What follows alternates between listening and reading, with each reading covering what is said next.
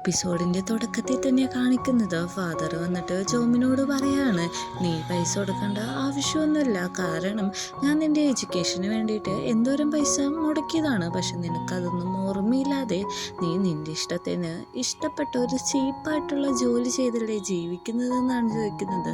ആ ജോലിക്ക് എന്താണ് കുഴപ്പം? അതിൽ ഞാൻ ഹാപ്പിയാണ്. എനിക്ക് വലിയ ജോലി ഇല്ലെങ്കിലും ഇത് എനിക്ക് ഹാപ്പിനെസ് തരുന്ന ഒരു കാര്യമാണെന്ന് പറയുന്നുണ്ട്.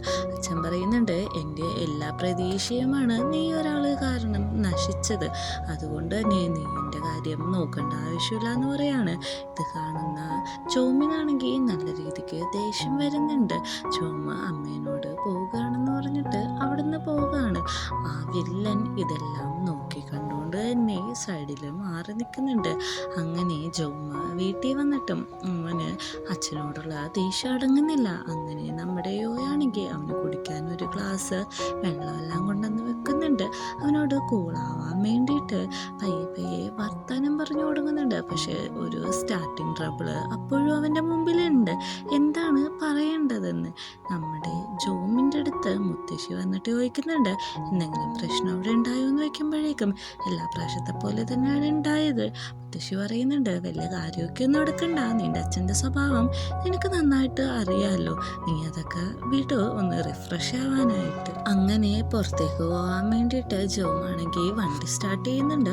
കുറേ നേരമായി സ്റ്റാർട്ട് ചെയ്യുന്നത്. ഈ ഒച്ചപ്പാട് കണ്ടിട്ട് മുത്തശ്ശി വന്ന് പറയുന്നുണ്ട്, നീ എന്തൊരു പൊട്ടനാണ്, കാരണം നീ അത് കീയിട്ടിട്ടില്ല, നിൻ്റെ ദേഷ്യം എൻ്റെ വണ്ടിയുടെ അടുത്ത് തീർക്കുകയൊന്നും വേണ്ട. ഇങ്ങനത്തെ സില്ലി കാര്യത്തിന് വഴക്കിട്ട് പുറത്തേക്ക് ഇറങ്ങി പോകാനാണെങ്കിൽ നീ എങ്ങനെയാണ് മുമ്പോട്ട് പോകുക?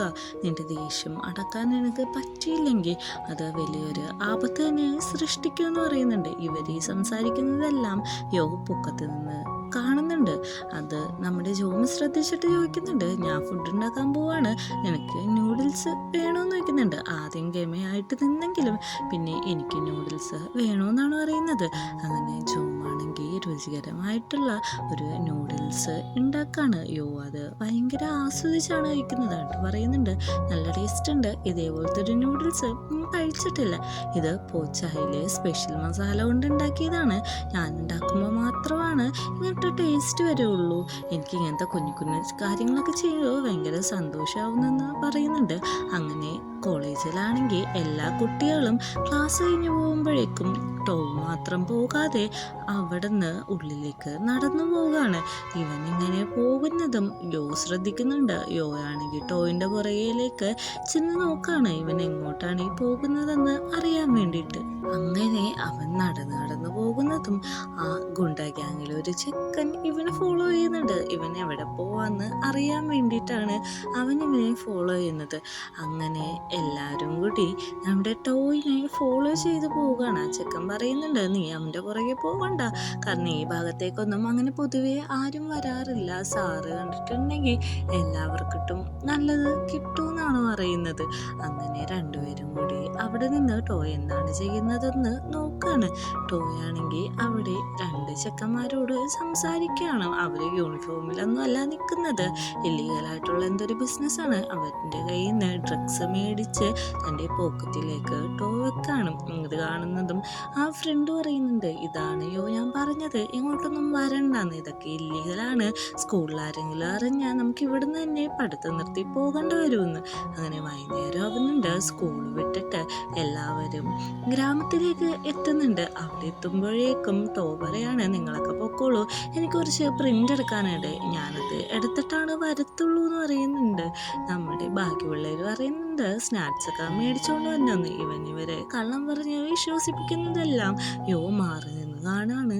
കുട്ടികളും പറയുന്നുണ്ട്, നീ എന്ത് സ്റ്റഡി മെറ്റീരിയൽസ് ആണോ മേടിക്കാൻ പോകുന്നത് എന്ന് തമാശക്ക് പറഞ്ഞു വിടാണ്. യോക്കുന്നുണ്ട്, ഞാൻ നിൻ്റെ കൂടെ വന്നു. അതിൻ്റെ ആവശ്യമൊന്നുമില്ല, നിങ്ങൾ 3 പേരും കൂടി പൊക്കോ, ഞാൻ വന്നോളാം എന്നാണ് പറയുന്നത്. അങ്ങനെ ടോയാണെങ്കിൽ ഒറ്റക്ക് നടക്കാണ്. അവൻ്റെ കയ്യിലെ ഡ്രഗ്സിലേക്ക് അവൻ സൂക്ഷിച്ചു നോക്കുന്നുണ്ട്. പെട്ടെന്നാണ് അവൻ്റെ കുറുകെ യോ വന്ന് ചാടുന്നത്. യോ ചോദിക്കുന്നുണ്ട്, എനിക്ക് മനസ്സിലായി നിൻ്റെ കയ്യിൽ എന്താ നടന്നതെന്നും എല്ലാ സത്യങ്ങളും നീ എന്നോട് പറയണം, നീ ഇതൊക്കെ യൂസ് ചെയ്യാറുണ്ടോ എന്ന് ചോദിക്കുന്നുണ്ട്. അങ്ങനെ മാറിയിരുന്നിട്ടോ അവൻ്റെ മനസ്സ് തുറക്കാണ്. കാര്യം എന്താണെന്ന് വെച്ചിട്ടുണ്ടെങ്കിൽ ഇവൻ അയാളില്ലേ ഇവന് ഡ്രഗ്സ് കൊടുത്ത ആളുടെ കമ്പ്യൂട്ടർ ഗെയിം ഷോപ്പിൽ പോയി അവിടെ കളിച്ചുകൊണ്ടിരുന്നപ്പോഴേക്കും ഇവൻ്റെ കയ്യിൽ നിന്ന് അബദ്ധത്തിൽ കമ്പ്യൂട്ടർ കേടായിട്ട് അതിനെന്തോ വൈറസ് സംഭവിച്ചു. അതുകൊണ്ട് വലിയൊരു എമൗണ്ട് തിരിച്ചു കൊടുക്കണം. ആ എമൗണ്ട് കൊടുക്കാനില്ലാത്തതുകൊണ്ട് അത് മുതലാവുന്നവരെ ഡ്രഗ്സ് ഇങ്ങനെ ഇവൻ കൊണ്ടുപോയി സെയിൽ ചെയ്യണം. ഇതാണ് ഇവൻ്റെ ജോലി. ഇത് കേൾക്കുന്നതും യോയ്ക്ക് ഇവൻ്റെ കാര്യത്തിൽ നല്ല രീതിക്ക് സങ്കടമാവുന്നുണ്ട്. നീ പേടിക്കണ്ട, നമുക്കിത് ജോമിനോട് പറഞ്ഞിട്ട് ഒത്തുതീർപ്പാക്കാന്ന് പറയുമ്പോൾ ജോമിനോട് പറയരുത് എന്നാണ് പറയുന്നത്. നമ്മുടെ ആ വില്ലൻ ഗ്യാങ്ങിലെ അയാളുടെ അടുത്തേക്ക് കസ്റ്റമർ വിളിക്കുകയാണ്. നിങ്ങൾ ഇത്ര നാൾ ഞങ്ങൾക്ക് ഡ്രഗ്സ് സാധനങ്ങളൊക്കെ തന്നു, പക്ഷെ ഇന്ന് തന്നിട്ടില്ല എന്ന് പറയുന്നുണ്ട്. അവൻ കൊടുത്തില്ല എന്ന് അവർക്ക് മനസ്സിലാവുന്നുണ്ട്. അങ്ങനെ പിറ്റേ ദിവസം തന്നെ കോളേജിൻ്റെ ഫ്രണ്ടിൽ പോയി നിൽക്കുകയാണ് ഇവരോട് ഈ കാര്യം ചോദിക്കാൻ വേണ്ടിയിട്ട്. ഇവരെ രണ്ടുപേരെയും കാണുന്ന യോയാണെങ്കിൽ അങ്ങോട്ട് നിന്ന് സംസാരിക്കുകയാണ്. നിങ്ങൾ എന്താ സംസാരിക്കാൻ വന്നതെന്ന് എനിക്കറിയാം, ഈവനിങ് സംസാരിക്കാമെന്ന്. അങ്ങനെ ക്ലാസ് എല്ലാം കഴിഞ്ഞിട്ട് നമ്മുടെ യോയാണെങ്കിൽ ആ ഗെയിമിംഗ് സ്റ്റുഡിയോയിലേക്ക് പോവാണ്. അവിടെ ചെന്നിട്ട് ഇവന് ആ ഡ്രഗ്സും കുറച്ച് ക്യാഷും കൂടി തിരിച്ചു കൊടുക്കാനായിട്ട് പറയുന്നുണ്ട്. ഇനി ടോയിൻ്റെ പുറകെ നടക്കരുത്, ഞാൻ തരാനുള്ള ക്യാഷ് എല്ലാം തന്നില്ലേ ഇത്, നീ നല്ലൊരു ധൈര്യവാനാണ്, നിനക്ക് എനിക്ക് വേണ്ടി വർക്ക് ചെയ്യാൻ പറ്റുമെന്ന് ഇയാൾ ചോദിക്കുമ്പോഴേക്കും ഞാനിവിടെ പഠിക്കാൻ വേണ്ടിയിട്ടാണ് വന്നത്, അല്ലാതെ ഇല്ലീഗലായിട്ട് ഡ്രഗ്സ് സെല് ചെയ്യാൻ വേണ്ടിയിട്ടൊന്ന് അല്ല എന്നുള്ള കാര്യങ്ങളെല്ലാം പറയുന്നുണ്ട്. നമ്മുടെ യോയാണെങ്കിൽ തിരിച്ചു പോകുമ്പോൾ അവന് ആരോ ഫോളോ ചെയ്യുന്ന പോലെ തോന്നും. അങ്ങോട്ട് ചെന്ന് നോക്കുമ്പോഴേക്കും രണ്ട് ഷാഡോ പോലീസ് ആയിരിക്കും സ്കൂളിൻ്റെ വക.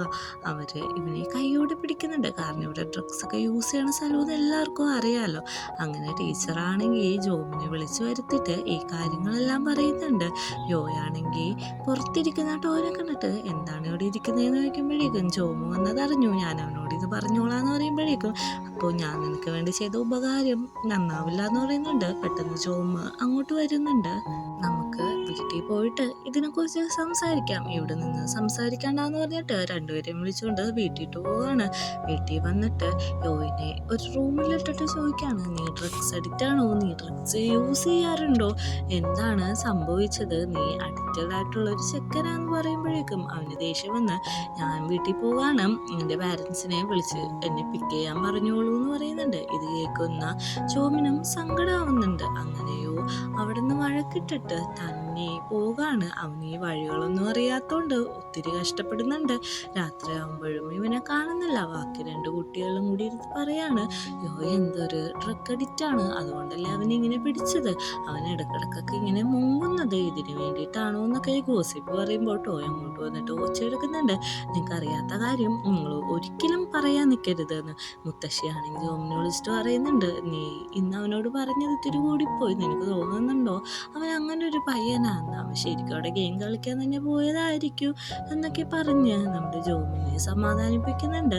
അപ്പോഴാണ് ടോവൻ ജോമിനോട് പറയുന്നത്, നടന്ന കാര്യം ഇങ്ങനെയാണ്, ഞാൻ ചെയ്ത തെറ്റാണ് അവൻ ഏറ്റെടുത്തത് എന്നുള്ള കാര്യങ്ങളെല്ലാം പറയുമ്പോഴേക്കും ജോമിന് ശരിക്കും സങ്കടവും ദേഷ്യവും ആവുന്നുണ്ട്. കുറെ പ്രാവശ്യം ജോ വിളിക്കുന്നുണ്ടെങ്കിലും നമ്മുടെ യോയാണെങ്കിൽ ഫോൺ എടുക്കുന്നില്ല. അങ്ങനെ ജോമ് ആ രാത്രി ഫുള്ളും അവനെ തപ്പി കോൾ ചെയ്ത് നടക്കാണ്. യോയാണെങ്കിൽ ഒരു ബസ് സ്റ്റോപ്പിൽ ഇരിക്കുകയാണ്, ബാങ്കോക്കിട്ടുള്ള ബസ്സും കാത്ത്. അങ്ങനെ ഇരിക്കുമ്പോൾ രണ്ട് പയ്യന്മാർ ആ വഴി പോകുന്നുണ്ട്.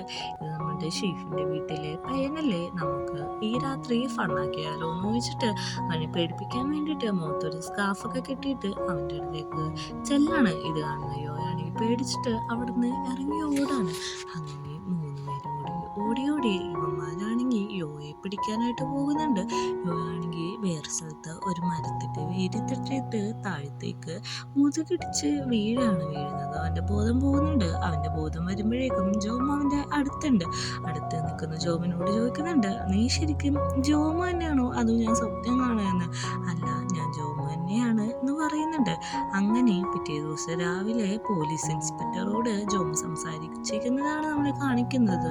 ഇൻസ്പെക്ടർ പറയുന്നുണ്ട്, ആ ഗെയിമിംഗ് സ്റ്റുഡിയോ എന്തായാലും പൂട്ടിയിട്ടുണ്ട്, ഡ്രഗ്സ് ഒന്നും ഇനി അവിടെ വിൽക്കത്തില്ല എന്ന്. എല്ലാവർക്കും ഇതെല്ലാം കേൾക്കുന്നതും സന്തോഷമാവുന്നുണ്ട്. അങ്ങനെ ഒറ്റയ്ക്കിരുന്ന് മരുന്ന് വെക്കുന്ന യോയിൻ്റെ അടുത്ത് ജോമിന്ന് സോറി ചോദിക്കുന്നുണ്ട്. നീ എന്നോട് സോറി പറയണ്ട, കാരണം ഞാൻ ഡ്രഗ് അഡിക്റ്റാണ്, നീ അത് അഡ്മിറ്റ് തെറ്റ് ചെയ്തതല്ലേ, എൻ്റെ പാരൻസിനെ വിളിച്ചോ, ഞാൻ വീട്ടിൽ പോവാണെന്ന് തന്നെയാണ് പറയുന്നത്. പെട്ടെന്ന് അവൻ്റെ ഫോണിട്ട് ഒരു അങ്കിള് കോൾ ചെയ്യും. ഈ ഒരു സീനും കൂടെ കാണിച്ചിട്ടാണ് എപ്പിസോഡ് അവസാനിക്കുന്നത്.